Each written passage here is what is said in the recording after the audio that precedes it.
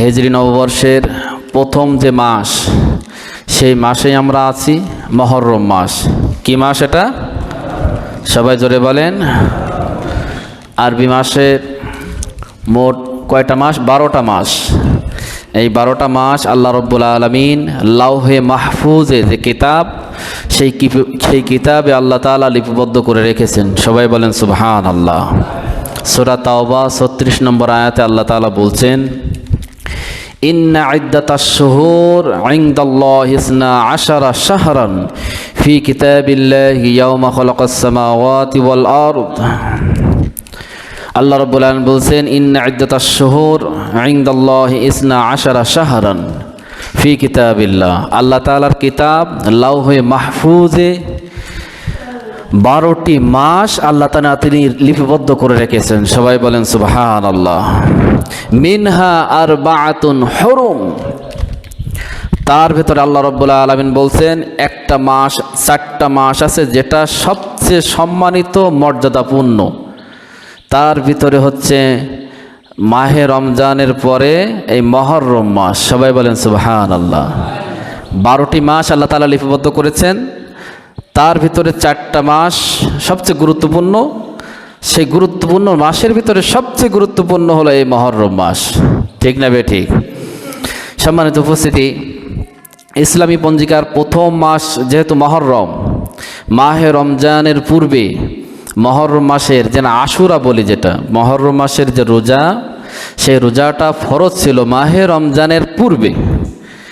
রমজান মাস বা রমজান মাস যে পূর্ণ একটা মাস যে আমরা রোজা রাখি, এই রোজার পূর্বে আশুরার রোজাটা আল্লাহ রাব্বুল আলামিন ফরজ করে দিয়েছিল। যখন রোজার মাসে রোজা ফরজ হয়ে গেল, আল্লাহ তাআলা ওটাকে নফল হিসেবে সাব্যস্ত করেছেন। কেউ যদি রমজান মাসে রোজা রাখে, তার তাৎপর্য ইনশাআল্লাহ আপনাদের সামনে উত্থাপন করব। আল্লাহ তাআলা আমাকে কিছু বলার তৌফিক দান করেন। সবাই বলেন আমিন। খলিফা হযরত ওমর রাদিয়াল্লাহু তাআলা আর শাসন আমলে হিজরি সন গণনা শুরু হয়। হিজরি সন যখন গণনা শুরু হয়, তখন কেউ বলে যে বিশ্বনবীর জন্ম থেকে শুরু করেন, কেউ বলে হিজরত থেকে শুরু করেন, কেউ বলে নবুয়াত থেকে শুরু করেন, কেউ বলে মৃত্যু থেকে শুরু করেন। আরবি মাস কোথা থেকে শুরু করবে? সর্বোপরি হযরত আলী রাদিয়াল্লাহু তাআলা আনহুর পরামর্শক্রমে, হযরত আলী রাদিয়াল্লাহু তাআলা আনহুর পরামর্শক্রমে রাসূল সাল্লাল্লাহু আলাইহি সাল্লাম যে হিজরত করেছেন, হিজরতের থেকেই স্থান থেকে ত্যাগ করা, দেশ ত্যাগ করা, সেখান থেকে শুরু করে মহররম মাস দিয়ে আরবি মাসের 12টি মাস গণনার ক্ষেত্র শুরু করেছিলেন। সবাই বলেন আল্লাহু আকবার। সম্মানিত উপস্থিতি, আমরা সবাই জানি বিশ্বনবী জনাবে মুহাম্মদ সাল্লাল্লাহু আলাইহি সাল্লাম ছিলেন নিষ্পাপ, তার কোনো গুনাহ ছিল না। নবুয়াতের ক্ষেত্রে বিশ্বনবী সাল্লাল্লাহু আলাইহি সাল্লাম সর্বোচ্চ সতর্ক ছিলেন। তার চরিত্রর গ্যারান্টি স্বয়ং আল্লাহ রাব্বুল আলামিন দিয়েছেন। কে দিয়েছেন? সবাই জোরে সবাই বলেন, কে দিয়েছেন?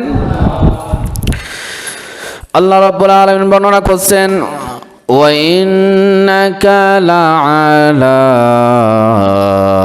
খুলুকিন আযীম। আল্লাহ রাব্বুল আলামিন বলছেন, হে নবী, আপনি উত্তম চরিত্রের, মহান চরিত্রের অধিকারী। সবাই বলেন সুবহানাল্লাহ। সম্মানিত উপস্থিতি, আল্লাহ তাআলা যদি চরিত্রের অধিকার, চরিত্রের গ্যারান্টি আল্লাহ তাআলা নিজেই কোরআনে দিয়ে থাকেন, তাহলে এ ব্যাপারে কি আমাদের কোনো সন্দেহ আছে? আরো জোরে বলেন, আছে? নাই। আবু জেহেল ওই সময় কৌশল করেছিল বিশ্বনবী জনাবে মুহাম্মদ সাল্লাল্লাহু আলাইহি সাল্লামকে হত্যা করবে বলে। তার মিশন আল্লাহ তাআলা বাস্তবায়ন হতে দেয়নি। কারণ সবার কৌশলের চেয়ে সবচেয়ে বড় কৌশল কার হাতে? আরো জোরে বলেন। আল্লাহ রাব্বুল আলামিন বলছেন, ওয়া মাকারু ওয়া মাকারাল্লাহু ওয়াল্লাহু খায়রুল মাকিরিন। আল্লাহ তাআলা বলছেন, তারা হচ্ছে ষড়যন্ত্র করছে, কৌশল অবলম্বন করছে। ওয়া মাকারাল্লাহ, আর আল্লাহ তাআলা কৌশল অবলম্বন করছেন। যারা কাফের, মুশরিক, ইহুদি বা খ্রিস্টান মিশনারি, তারা যে কৌশল অবলম্বন করছে, আল্লাহ তাআলা কৌশল অবলম্বন করছেন। আল্লাহু খায়রুল মাকিরিন, আল্লাহ তাআলা সর্বোত্তম কৌশল অবলম্বনকারী। সবাই বলেন সুবহানাল্লাহ। বিশ্বনবীকে হত্যার উদ্দেশ্যে যখন মক্কার কাফেররা ঐক্যবদ্ধ হয়ে গেল, তখন আল্লাহ রাব্বুল আলামিন ওহীর মাধ্যমে বিশ্বনবীকে সতর্ক করে দিলেন। কিসের মাধ্যমে জানিয়ে দিলেন? ওহীর মাধ্যমে জানিয়ে দিলেন। আল্লাহ রাব্বুল আলামিন ওহীর মাধ্যমে কি বিশ্বনবীকে জানিয়ে দিলেন বিশ্বনবী জনাব মুহাম্মদ সাল্লাল্লাহু আলাইহি সাল্লাম হিজরত করবেন, এই মনোনিবেশ করছেন। হিজরতের সাথী কে থাকবেন? হযরত আবু বকর রাদিয়াল্লাহু তাআলা আনহু। এখন হযরত আলী রাদিয়াল্লাহু তাআলা আনহু এসে বললেন, ইয়া রাসূলুল্লাহ, ইয়া হাবিবাল্লাহ, আমি আপনার বিছানায় শুয়ে থাকি, আমি আপনার বিছানায় কম্বল মুড়ি দিয়ে চাদর মুড়ি দিয়ে শুয়ে থাকি, কাফেররা মনে করুক যে আপনি শুয়ে আছেন, আমার উপর দিয়ে তরবারি দিয়ে হত্যা করা হবে, কাফেররা ক্ষান্ত হয়ে যাবে, সেই সুযোগে আপনি পলায়ন করতে পারবেন। সবাই বলেন আল্লাহু আকবার। জীবনকে বাজি রেখে বিশ্বনবীকে ভালোবেসেছে। সম্মানিত উপস্থিতি, আলী রাদিয়াল্লাহু তাআলা আনহু যখন কাফেরদের এই ষড়যন্ত্র হচ্ছিল, তখন এই কথাগুলো বলছিলেন। বিশ্বনবী জনাবে মুহাম্মদ সাল্লাল্লাহু আলাইহি সাল্লাম আবু বকরকে সাথে নিয়ে যখন বাইর হবেন, দেখেন চতুর্দিক দিয়ে কাফেররা ঘেরাও করে ফেলেছে। চতুর্দিক দিয়ে কাফেররা ঘেরাও, বাইর হবে কমনি। এখন বলেন, আল্লাহ তাআলা যদি মুক্তির ব্যবস্থা করেন, কেউ কি কারোর ক্ষতি করতে পারে? সবাই জোরে বলেন। বিশ্বনবী জনাবে মুহাম্মদ সাল্লাল্লাহু আলাইহি সাল্লাম হাতে এক মুঠ বালি নিলেন। বালি নিয়ে বালির ভিতরে আল্লাহ রাব্বুল আলামিনের নির্দেশে তিনি ফু দিলেন। ওমা রামাইতা ইয রামাইতা ওয়ালাকিন্নাল্লাহা রামা। বিশ্বনবী জনাবে মুহাম্মদ সাল্লাল্লাহু আলাইহি সাল্লাম হাতের মুঠোর ভিতরে বালি নিলেন, বালিটার ভিতরে ফু দিয়ে চারিদিক যখন ছড়াই দিলেন, চতুর্দিক দিয়ে যতটা কাফের দাঁড়ায় ছিল, আল্লাহ রাব্বুল আলামিনের হুকুমে প্রত্যেকটা বালিকোনা কাফেরদের চোখের ভিতরে ঢুকে গেল। সবাই বলেন আল্লাহু আকবার। বিশ্বনবী জনাবে মুহাম্মদ সাল্লাল্লাহু আলাইহি সাল্লাম সেখান থেকে পালায়ে গেলেন, হিজরত করলেন। কাফের বা মুশরিকদের সামনে কখনো মাথা নত করে নাই, তাদের সাথে আপোষ করে নাই। আল্লাহ রাব্বুল আলামিনের হুকুমেই বিশ্বনবীর সাথে পার্টনার হলেন হযরত সাইয়েদনা আবু বকর রাদিয়াল্লাহু তাআলা আনহু। বিশ্বনবী যখন পলায়ন করবেন, দৌড়াচ্ছিলেন, হিজরত করবেন, কাফেররা পিছু থেকে তাড়া করলো। বিশ্বনবী জনাবে মুহাম্মদ সাল্লাল্লাহু আলাইহি সাল্লামকে মৃত্যুর জন্য হত্যা করার জন্য 100টা উটের পুরস্কারের ব্যবস্থা করলো। সবাই বলেন নাউজুবিল্লাহ। বিশ্বনবীকে জীবিত অথবা মৃত কেউ যদি এনে দিতে পারে, তাকে 100টা উট সম পরিমাণ সম্পদ তাকে দেয়া হবে। দোষ কি ছিল? বিশ্বনবী কি কারোর কোনো ক্ষতি করেছিল নাকি? আরো জোরে বলেন, ক্ষতি করেছিল নাকি? বিশ্বনবী একটাই মিশন ছিল, ইসলামটাকে রাষ্ট্রীয় পর্যায়ে নিয়ে এসে মানুষের ভিতরে ইসলামের সুশীতল শান্তির ছায়া মানুষের ভিতরে ঢোকায় দেয়া। এই অপরাধে তাকে মৃত্যুবরণ করার জন্য, তাকে হত্যা করার জন্য কাফেররা ধাওয়া করলো। বিশ্বনবী হযরত আবু বকর রাদিয়াল্লাহু তাআলা আনহুকে সাথে নিয়ে সাউর পর্বতে আশ্রয় নিয়েছিলেন। সাউর পর্বতের আশ্রয় নেওয়ার সাথে সাথে গুহার চারিদিক দিয়ে কাফেররা ঘেরাও করলো। হযরত আবু বকর রাদিয়াল্লাহু তাআলা আনহু ভীত সন্ত্রস্ত হয়ে গেলেন, টেনশন করলেন, বললেন, ইয়া রাসূলুল্লাহ, ইয়া হাবিবাল্লাহ, আজকে বুঝি আমরা কাফেরদের ভিতরে ধরা খেয়ে গেলাম, আজকে বুঝি আমাদের হিজরত সফল হবে না। বিশ্বনবী বললেন, ও আবু বকর, যে আল্লাহ রাব্বুল আলামিন আমাদের দায়িত্ব নিয়েছেন, সেই আল্লাহ রাব্বুল আলামিন আমাদের হিজরতের দায়িত্ব তিনি নিয়েছেন। জোরে বলেন আল্লাহু আকবার। লা তাহজান ইন্নাল্লাহা মা'ানা। বিশ্বনবী বললেন, ইয়া আবু বকর, তুমি টেনশন করো না, পেরেশানি হয়ো না। লা তাহজান, তুমি চিন্তিত হইও না, ইন্নাল্লাহা মাআনা, নিশ্চয় আল্লাহ রাব্বুল আলামিন আমাদের সাথেই আছেন। সবাই বলেন সুবহানাল্লাহ। এরকম দৃঢ় ঈমান যদি আজও থাকে, আল্লাহ তাআলার রহমত বরকত এখনো হবে না হবে না? আরো জোরে বলেন হবে। জেল খাটেন, জুলুমের শিকার হন, ফাঁসির কাস্টে ঝোলেন, একটা সময় ইসলাম কায়েম এ দেশেই হবে ইনশাআল্লাহ। সবাই বলেন ইনশাআল্লাহ। সম্মানিত উপস্থিতি, কিন্তু মুসলিম জাতি আজকে কি ইহুদি খ্রিস্টানদের সামনে মাথা নোয়ায়, আর ইহুদি খ্রিস্টানরা সেই সুযোগ পেয়ে সারা বিশ্বের মুসলিম জাতিকে নিধন করার অপচেষ্টা চালাচ্ছে। জোরে বলেন ঠিক না বেঠিক? মানুষ হত্যা করা সওয়াব না সওয়াবের কাজ না গুনার কাজ? আরো জোরে বলেন গুনার কাজ। কেউ যদি মানুষ হত্যা করে তার অপরাধটা কেমন? কেউ যদি মানুষ হত্যা করে, মানুষকে হত্যা করা হয়, তাহলে তার অপরাধটা কেমন হবে? আল্লাহ রাব্বুল আলামিন মহাগ্রন্থ আল কোরআনে বলছেন, মান কতালা নাফসান বিগাইরি নাফসিন আও ফাসাদিন ফিল আরদি ফাকান্নামা কতালান নাস জামিআ। আল্লাহ রাব্বুল আলামিন বলছেন, কোনো ব্যক্তিকে যদি হত্যা করে অন্যায়ভাবে, সে যেন একজন মানুষকে হত্যা করলো না, সে যেন সারা বিশ্ববাসীর সমস্ত সৃষ্টিকুলকে সে হত্যা করলো। সবাই বলে নাউযু বিল্লাহি মিন যালিক।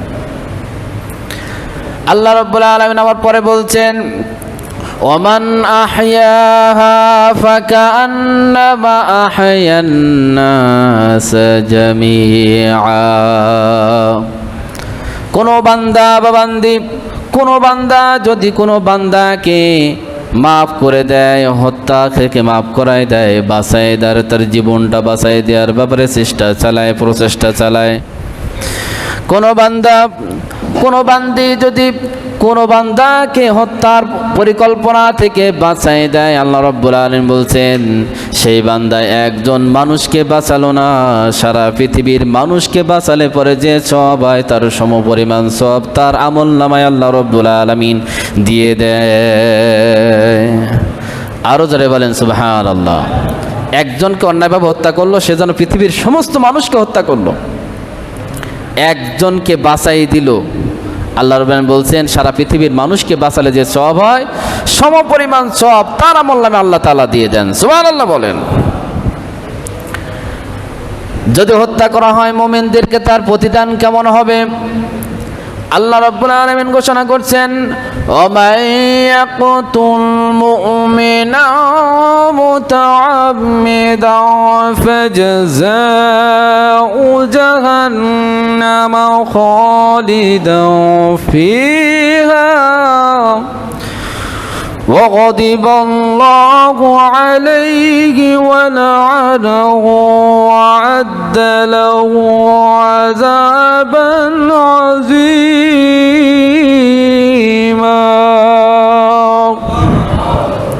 ومن يقتل مؤمنا, যে ব্যক্তি কোনো মুমিনকে হত্যা করবে। আমাদের দেশে মুমিনদের হত্যা হয়েছে না হয়নি? আরো জোরে বলেন।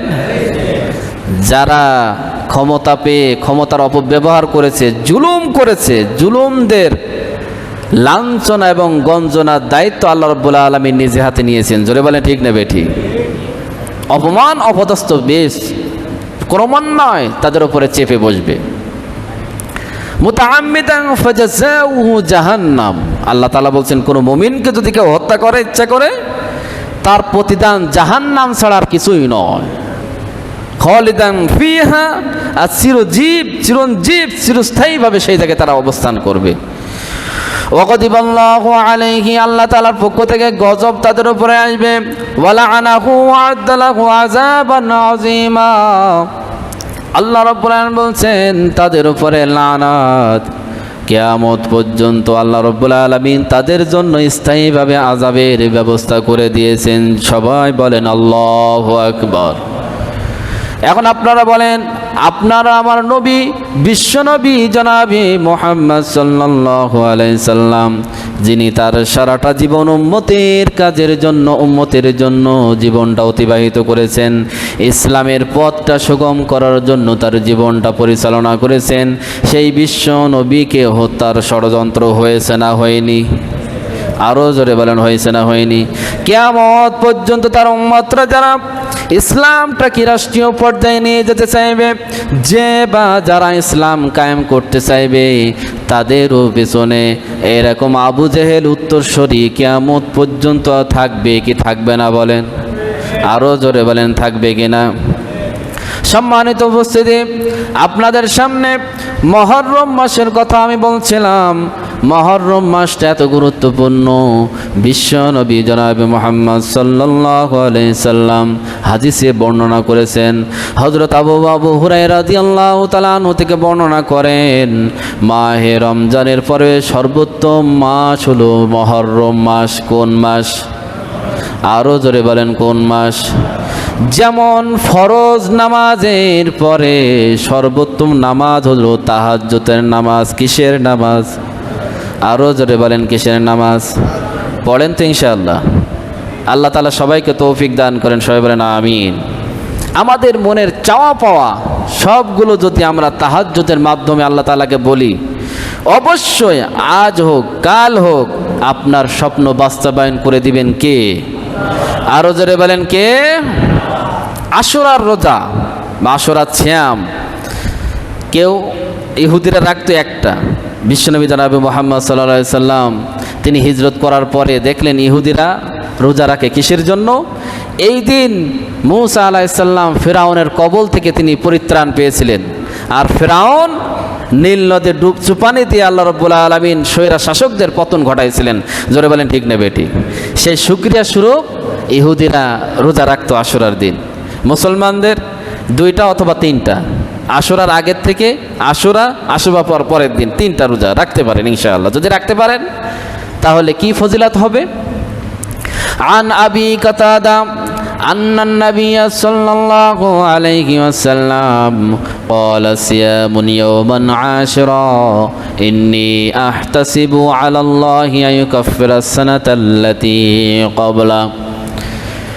বিশ্বনবী তার হাদিসে বলছেন, হযরত আবি কাতাদা রাদিয়াল্লাহু তাআলা আনহু থেকে বর্ণিত, বিশ্বনবী জনাবে মুহাম্মদ সাল্লাল্লাহু আলাইহি সাল্লাম বর্ণনা করছেন, আশুরার রোজা কেউ যদি পালন করে, আশা করি পূর্বের একটি বছর বান্দার যত সগীরা গুনাহ আছে, বান্দার পূর্বের একটি বছর যত সগীরা গুনাহগুলো আছে, আল্লাহ রাব্বুল আলামিন এই আশুরার রোজার মাধ্যমে তার গুনাহগুলো মাফ করে দেয়। আরো জোরে বলেন সুবহানাল্লাহ। তাহলে আশুরার রোজা থাকতে চাই তো ইনশাআল্লাহ? সবাই বলেন ইনশাআল্লাহ। আল্লাহ তাআলা আমাদেরকে তৌফিক দান করেন, সবাই বলেন আমিন। সুবহানাকাল্লাহুম্মা বিহামদিকা আশহাদু আল্লা ইলাহা ইল্লা আনতা আস্তাগফিরুকা ওয়া আতুবু ইলাইক। আলোচনা সংক্ষেপে করছি যেহেতু গুরুত্বপূর্ণ কথা।